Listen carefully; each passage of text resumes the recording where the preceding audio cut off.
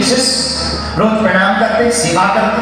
गुरुजी की आदत थी जैसे कोई सेवा करे सो जाता। बड़ी छानी वाले गुरुजी महाराज जी सो गए और धन्य है सेवा, इन्होंने चरण छोड़े नहीं, पूरी रात चरण दबाते रहे। समय हुई 5 बजे 4 बजे ब्रह्म मुहूर्त में जब नेत्र खोले गुरुजी ने, अरे हाथी राम तुम गए नहीं सोने, तुमने आराम नहीं किया? गुरुजी जो आपकी सेवा में आराम है वो बिस्तर पे कहाँ आराम है, आपकी सेवा में बहुत आराम है। तो बाबा मांगो क्या चाहते हैं, क्या पाना चाहते हैं? गुरुजी कुछ नहीं चाहिए, आपकी सेवा में भी सम्मिलित। नहीं फिर भी मांगो, आज हम तुमसे प्रसन्न हैं, अभी हमने स्नान भी नहीं किए, हम तुम्हारे गुरु हैं, सबल गुरु हैं, मांगो क्या चाहते हो? गुरुजी हमने गुरु के दर्शन कर लिए, अब हमें गोविंद के दर्शन करना। अच्छा गोविंद के दर्शन करना, चलो जाओ, हमारा आशीर्वाद, तुम यहां से गोविंद के दर्शन करने के लिए सप्तगिरी पर्वत की कंदरा में जाकर के जाप करो। 12 वर्ष तक सप्तगिरी पर्वत की कंदराओं में बैठकर अगर आप जप करेंगे तो 12 वर्ष जिस दिन पूर्ण होगा उसी दिन श्री हरि नारायण तुम्हारे सामने प्रकट होंगे। अभी की घटना है कलयुग की, कोई द्वापर सतयुग की नहीं। ये पढ़े लिखे तो थे नहीं, मोटे ताजे शरीर, नाम हाथीराम, गुरु की आज्ञा मान और 12 क्षेत्र सप्तगिरी की तरफ चले। सप्तगिरी में जाकर रोज ध्यान करके जप करके, लेकिन पढ़े लिखे नहीं, अब 12 वर्ष कैसे गिनती करें, कैसे गिनती करें? तो क्या करें, एक पत्थर ले लें और दूसरे पत्थर पर रोज के दिनों की लकीरें खींचें, 12 साल हो जाएगा। और 365 लकीर खींचने के बाद, रेखा खींचने के बाद एक बड़ी लकीर खींच लें। 1 साल हो गए, 2 साल हो गए, 3 साल हो गए, धीरे धीरे 12 वर्ष व्यतीत हो गए, लेकिन याद वही, अखियां हरि दर्शन की प्यासी, अखियां हरि दर्शन की प्यासी, अखियां हरि दर्शन की प्यासी, निश्चित रहते उदासी, इसलिए रहते उदासी, निश्चित रहते उदासी, निश्चित रहते उदासी, उदासी, हरि दर्शन की प्यासी, अखियां हरि दर्शन की प्यासी। आंखों से आंसू बहाते हाथीराम बाबा। अच्छा खाते क्या? मीठी नीम की पत्तियां, उन्हीं को खाकर मीठी नीम की पत्तियां खाते 12 साल व्यतीत हो गए, पर एक चीज भूल गए। क्या भूल गए? हम सुबह आए थे या शाम, हम ये भूल गए। अब जब वो भूल गए तो मेरे मन में आया नहीं हम सुबह आए थे शाम, मन में आया नहीं हम सुबह आए थे शाम। गुरुजी ने कहा था 12 वर्ष पूर्ण होते ही प्रभु के दर्शन होते। सुबह हो गई 12 बजे, कछु नहीं है, इधर देखें उधर देखें, आ रहे कहीं नहीं, कौवा तक नहीं आया उस दिन, चिड़िया तक नहीं है।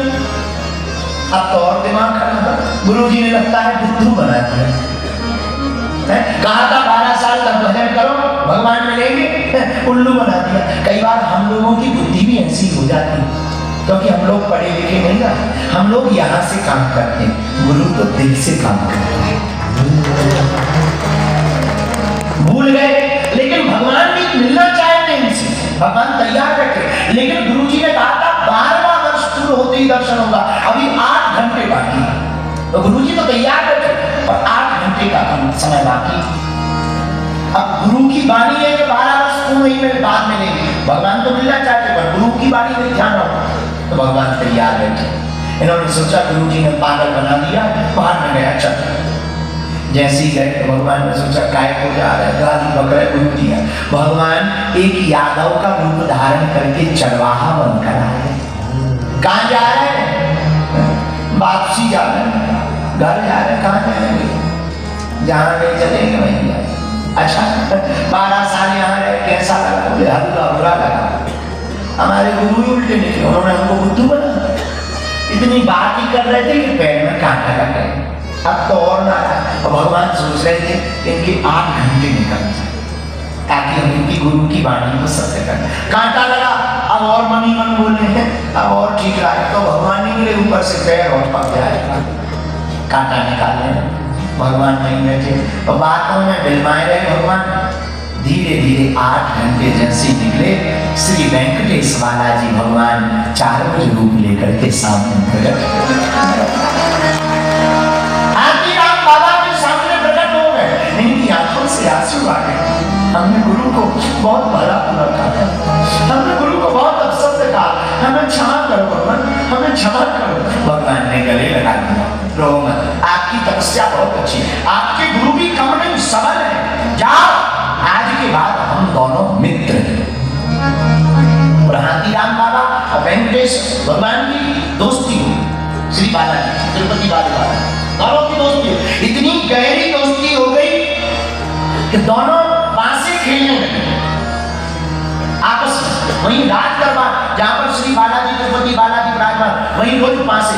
आज भी तिरुपति बालाजी में हाथीराम बाबा का मठ है और आज भी मंदिर प्रांगण में वो पासा खेलने का स्थान है। एक तरफ बालाजी बैठे, दूसरी तरफ हाथीराम बाबा बैठे। पासा खेलते खेलते एक घटना घटी तो भगवान श्री बालाजी एक बार सब कुछ हार गए। भगवान जैसे हारे, हाथीराम बाबा बोले लाओ। भगवान बोले कुछ नहीं है, देखिए ये मुरली बची है, सोने चांदी की है, हीरा लगे। बाबा जी बोले यही है, जब तुम हार गए क्या करोगे आप? भगवान ने मुरली दे दी। हाथीराम बाबा तो मस्त है, मदमस्त है, उन्होंने मुरली ली, प्रणाम किया। प्रभु की मुरली है, निशानी है, प्रेमी की निशानी मिल जाए क्या कहना, रख ली। लेकिन उधर एक गड़बड़ हो गई। उस समय के जो राजा थे उनका नाम था कृष्णागिरी नरेश। उन्होंने जब मंदिर आए तो पता लगा तो भगवान की मुरली चोरी हो गई बंद से। तो ब्राह्मणों को खूब प्रताड़ित किया, मारा, लाइन से खड़ा किया। हाथीराम बाबा को पता लगा, बाबा दौड़े दौड़े आए, हमारे कारण ब्राह्मणों को कष्ट पाना पड़ा। राजा से कहा ये लो ये मुरली है, ए बाबा तुम्हारे पास कहां से आई? आई नहीं है, हमने जीती है। जीती? हाँ, बांसे में हम जीते हैं, चौपर खेलते थे तुम्हारे बालाजी और हम जीत गए। तो राजा बड़े हंस, खिल्ली उड़ाते हुए राजा बोला एक तो चोर ऊपर से सिद्ध बनना चाहता है, जब भगवान के साथ बातें समझ नहीं आती। क्या नाम है तुम्हारा? राजा हमारा नाम है हाथीराम। हाथीराम भी कोई नाम होता है? हाथीराम कोई नाम होता है? हाथीराम हो तो गन्ना खाते हो? बाबा बोले खा लेंगे, पर खिलाओगे गन्ना? राजा बोले गन्ना जितने मंगाओ कहो उतने मंगा दे।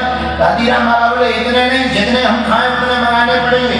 राजा बोले मंगा ले, अगर गन्ना खाओगे हाथियों की तरह तो हम खबर खिलाएंगे तुमको। हाथीराम बाबा बोले सुनो, गन्ना हम खाएंगे पर हमारी भी एक शर्त। क्या?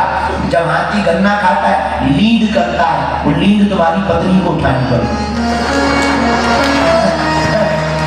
राजा ने कहा ये पागल है, इसको जेल में भेजने का अच्छा मौका है, एक काम करो गन्ना बुलाओ, इसी में हाथ जाएगा। गाड़ियों से भरकर गन्ने लाए और बाबा जी हाथीराम बाबा सिद्ध महात्मा। देखो किसी से उनकी मंजिल का पता पाया नहीं जाता, जहां वो है फरिश्तों का वहां साया नहीं जाता। खास किसी के लिए खास ये दिल मकसूद होता है, ये वो नगमा है जो हर साज पर गाया नहीं जाता। महात्माओं की मौज को समझा नहीं जा सकता। महात्मा दिखने में अपने जैसे हैं पर है नहीं। ये महापुरुष जो बैठे हैं ये दिखने में हमारे तुम्हारे जैसे हैं पर ये हमारे तुम्हारे जैसे नहीं है, ये कुछ और हैं, ये उनके चहेते हैं, इसलिए तो महात्मा है क्योंकि इनके सन्निकट परमात्मा है। और बाबा हाथीराम ने वह गन्ना तपोबल के प्रभाव से नींद फेंकी, रानी को पसीना आ गया, राजा तुरंत नतमस्तक हो गया, भगवान हमें क्षमा करो। तुरंत बाएं पकड़ी, चरण पकड़े, सिंहासन पर बैठाया और पहली बार किसी महंत को सम्राट बनाया। आज से आप इस गद्दी के राजा हैं और बाबा हाथीराम को राजा बनाया। महात्मा उठे, राजन कृष्णा नरेश, आज से हमारा राज्य है, हमारी आज्ञा है, तुम इस राज्य का पालन पोषण करो, इस राज्य का संचालन करो, हम तो अपने भजन में ही आए। और तुरंत मठ में भजन चले गए। उस राजा ने तत्क्षण अपने ताम्रपत्र का जमाना था, ताम्रपत्र निकालकर 35,000 एकड़ भूमि हाथीराम बाबा के मठ के नाम पर की। और आज भी हाथीराम बाबा के मठ में आज भी गौ माता है और प्रतिदिन रात को मक्खन निकालकर पहला भोग हाथीराम मठ का श्री तिरुपति बालाजी को मिलता है। आज ये गुरु की कृपा, ये गुरु के प्रसाद के कारण ही उनको भगवान श्री वेंकटेश स्वामी श्री बालाजी भगवान प्राप्त हुए। भैया इसलिए हमें चौपाई दी, सतगुरु वै बचन विश्वास है, इसका सदगुरु पर भरोसा होता है, उसे भगवान को मिलना नहीं पड़ता। ये कलयुग की चर्चा है, द्वापर या त्रेता या सतयुग की नहीं। जब कलयुग में हाथीराम बाबा को हमारे